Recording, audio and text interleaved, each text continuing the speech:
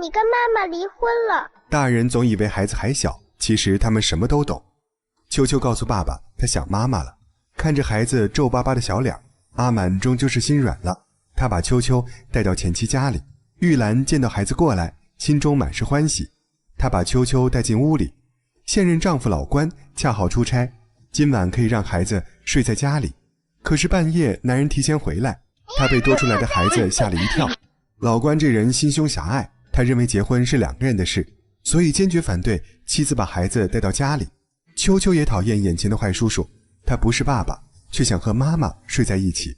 秋秋的突然闯入让两个大人浑身不自在，而阿满这边也很别扭。钟经理竟然为他安排了相亲，他最近在工作中犯了太多失误，钟经理认为他该找个老婆照顾家里，这样才能平衡好事业与家庭。不过